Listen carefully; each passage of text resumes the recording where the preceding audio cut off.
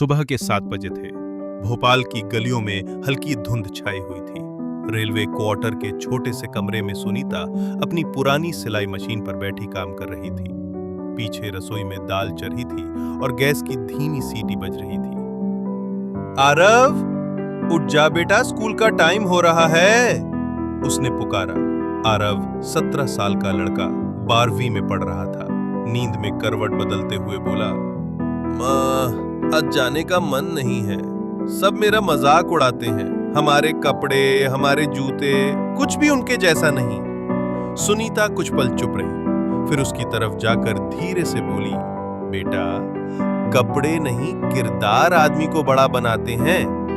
आरव ने कोई जवाब नहीं दिया, लेकिन वो बात उसके दिल में कहीं उतर गई। पिछले साल की कहानी। सुनीता कभी एक स्कूल में सहायक टीचर हुआ करती थी। पति को दिल की बीमारी ने अचानक छीन लिया। फिर शुरू हुआ जिंदगी से असली मुकाबला। स्कूल छोड़ना पड़ा, क्योंकि अब बेटे की पढ़ाई और घर का खर्चा संभालना था। धीरे धीरे उन्होंने घर पर ही सिलाई का काम शुरू किया। औरतों के ब्लाउज, बच्चों की यूनिफॉर्म, कुछ भी जो मिले।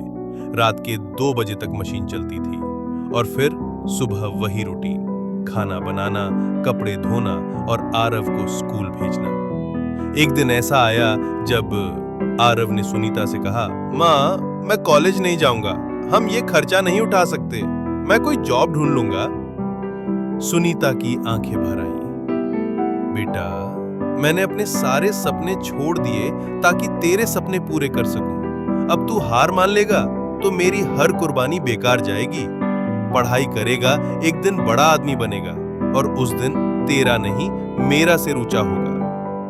आरव कुछ बोल नहीं पाया, बस मां की आंखों में जो विश्वास था वो उसकी हिम्मत बन गया। समय बीतता गया। आरव ने मेहनत करना शुरू कर दिया। स्कूल के बाद वो घंटों लाइब्रेरी में बैठकर पढ़ाई करता।